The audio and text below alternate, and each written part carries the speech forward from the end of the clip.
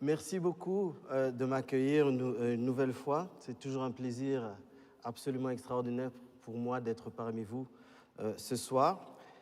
Alors aujourd'hui, on est dans la lettre de Paul aux Éphésiens.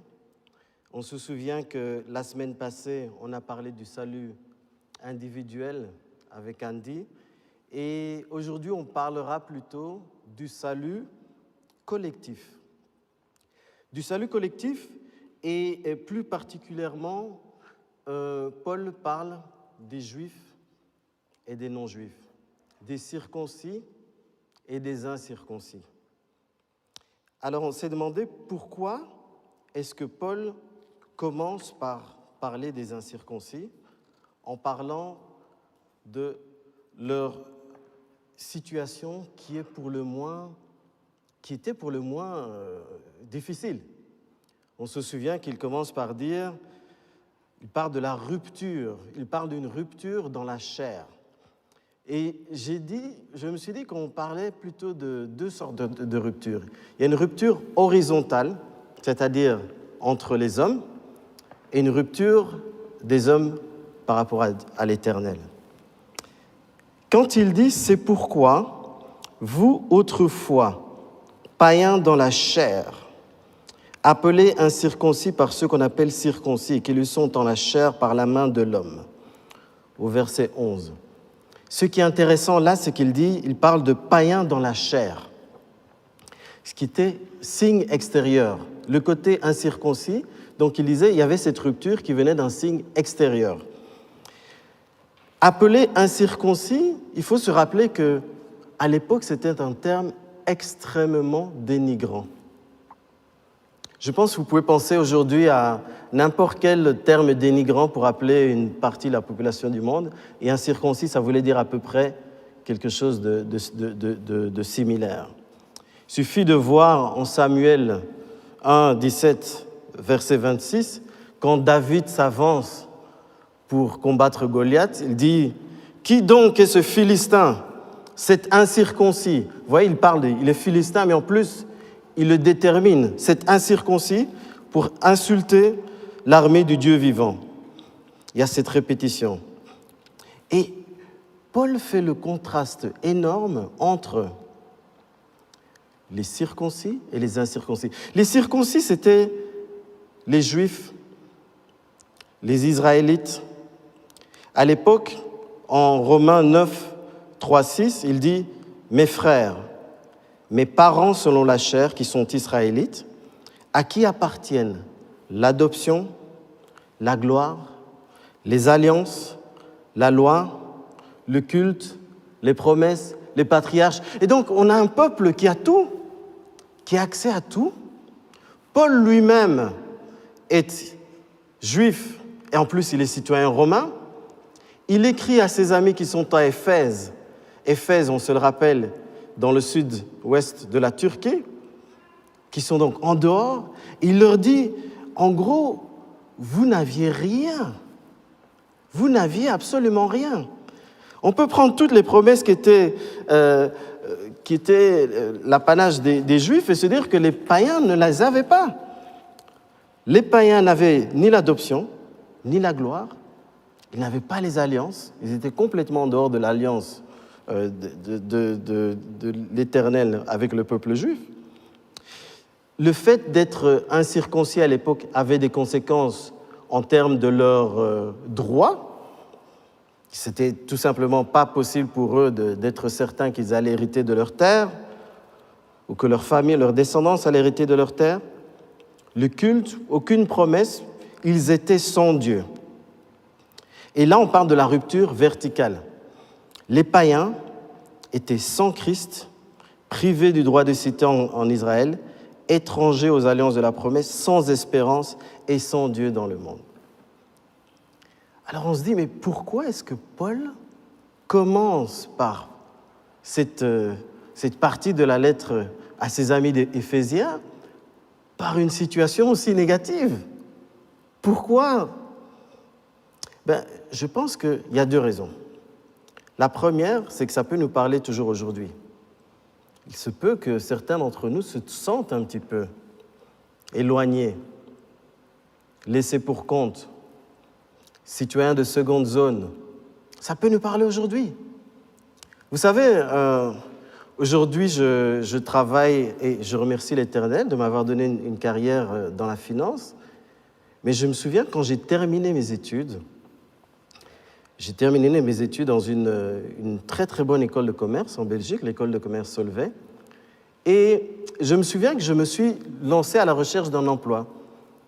Je suis allé voir un chasseur de tête, très enthousiaste. Je lui ai dit, voilà mon diplôme, voilà, qu'est-ce que vous pensez, qu'est-ce que je peux faire, où est-ce que je devrais...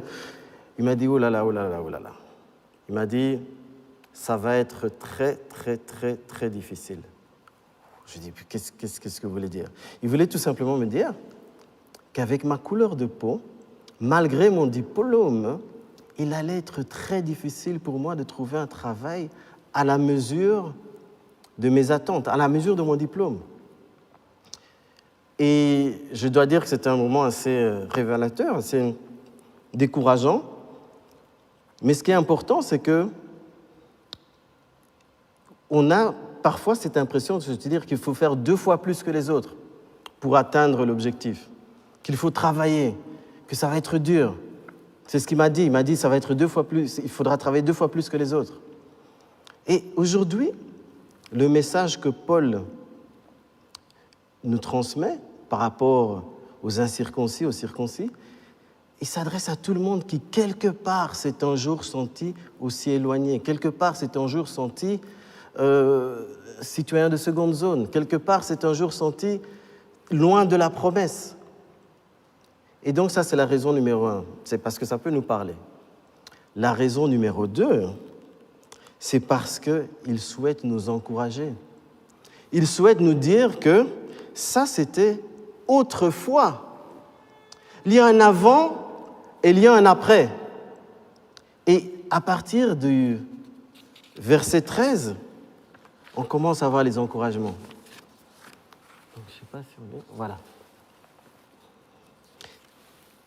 Voilà.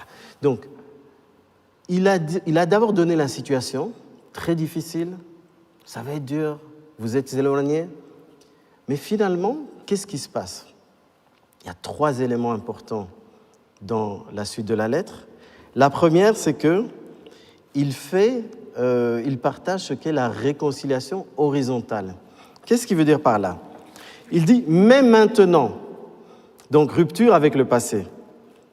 En Jésus-Christ, vous qui étiez jadis éloignés, vous avez été rapprochés par le sang du Christ, car il est notre paix, lui qui des deux n'en a fait qu'un, qui a renversé le mur de séparation, l'inimitié. Donc, le premier point, c'est que quand il dit à ses amis éphésiens, quand moi, le juif, crois en Jésus-Christ, vous, les Éphésiens, croyez en Jésus-Christ, confiez votre vie à Jésus-Christ, nous sommes complètement égaux. Nous sommes complètement réunis, nous sommes frères. Bonne nouvelle numéro 1. La bonne nouvelle numéro 2, c'est qu'on parle de réconciliation verticale. On a parlé de haine tout à l'heure. Haine entre les circoncis et les incirconcis.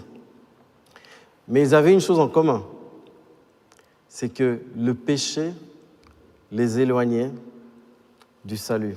Le péché les éloignait de l'Éternel. Et là, Jésus-Christ vient et les réconcilie l'un et l'autre en un seul corps par la croix, par son sacrifice, en détruisant l'inimité. Donc, par son sacrifice, il a détruit l'inimité. Donc, c'est une réconciliation à la fois du juif, du circoncis et de l'incirconcis vers l'Éternel. Et ça, je pense que c'est très important. Donc, on se trouve à un moment donné, on s'est dit, bon, on a commencé par dire que avant, c'était vraiment, vous étiez exclus, vous étiez presque des parias, on peut le dire comme ça. Aujourd'hui, non seulement vous êtes réconciliés l'un avec l'autre parce que vous vous tournez vers Christ, aussi vous êtes réconciliés par le sacrifice de Christ, vous êtes réconciliés avec l'Éternel, et ce n'est pas tout.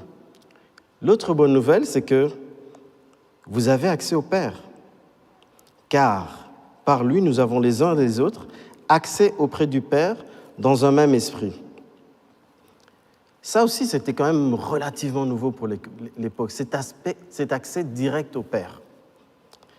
Donc vous êtes frères, vous êtes sauvés, et vous pouvez vous adresser au Créateur de l'univers comme si c'était votre propre Père. Donc on a commencé par une nouvelle qui n'était pas très très bonne, une situation qui n'était pas idéale, et on commence maintenant, au fur et à mesure qu'on avance dans la lettre, à se sentir un petit peu plus intégré. Donc on continue.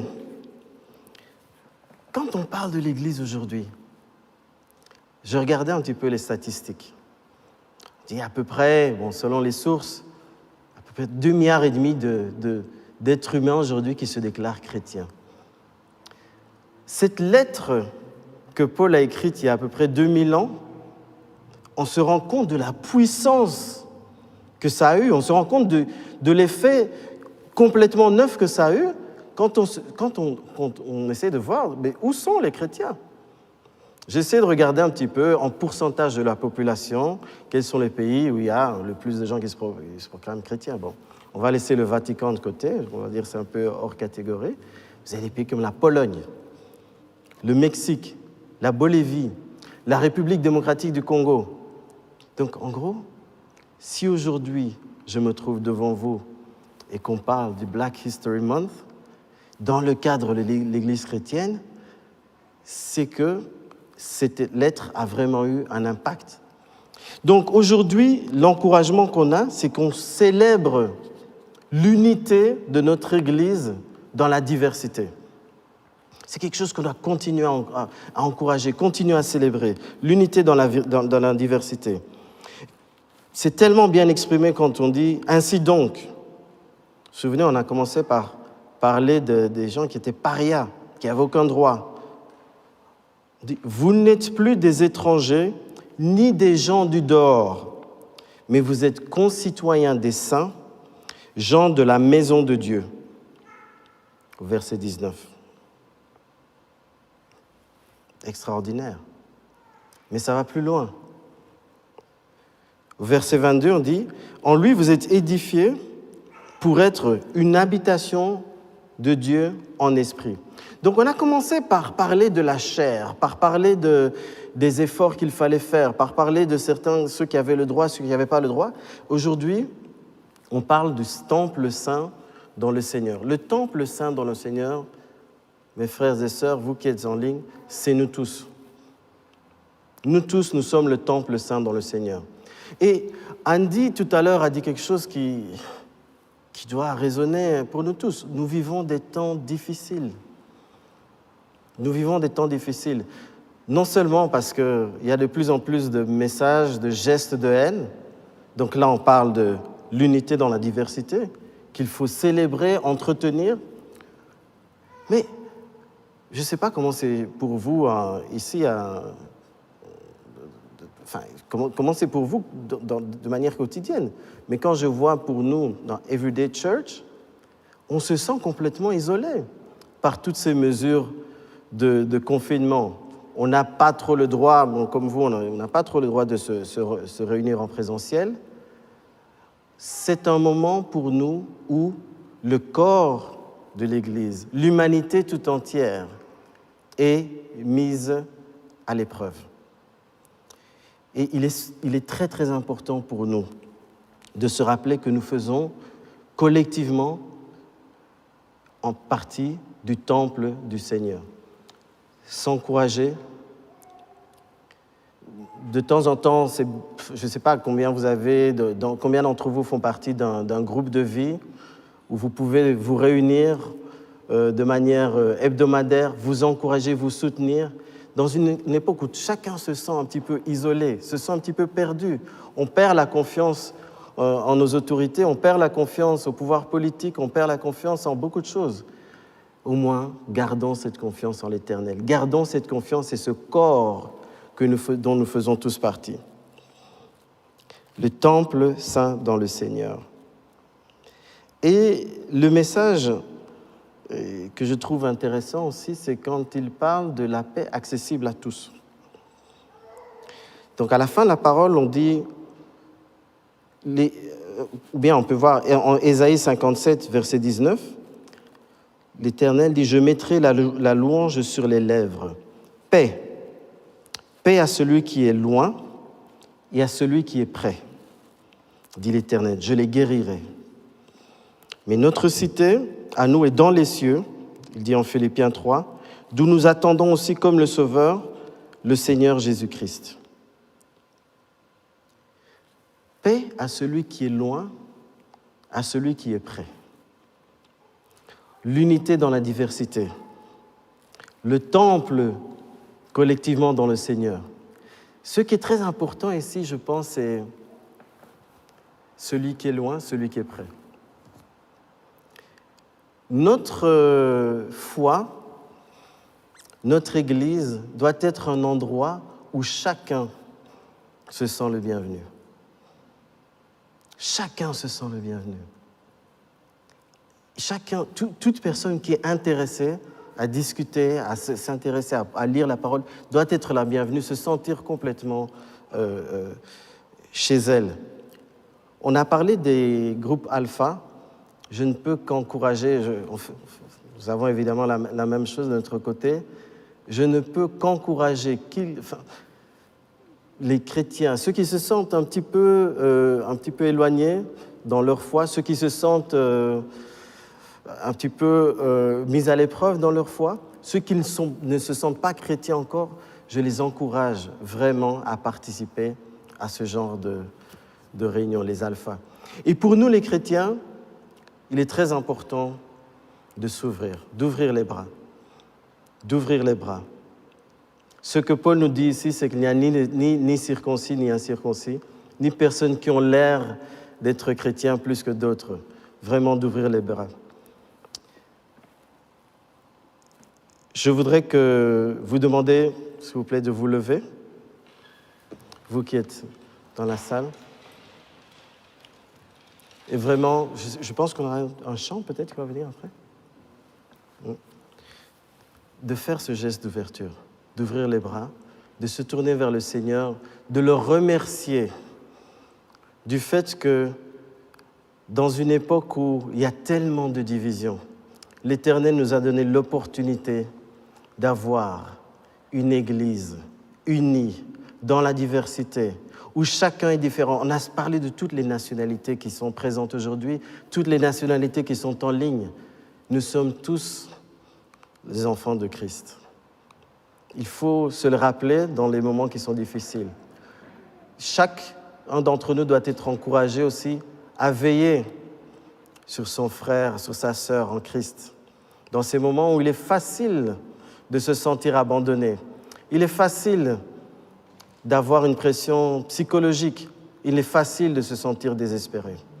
Et enfin, ce geste d'ouverture pour nous, c'est une manière d'ouvrir nos portes à ceux qui se sentent loin aujourd'hui de la foi en Christ, qu'ils soient chrétiens ou non chrétiens, qu'ils se sentent les bienvenus, qu'ils se sentent ici, chez eux, qu'ils sentent l'amour que l'Éternel nous donne verticalement et horizontalement pour nous tous. Je vous remercie.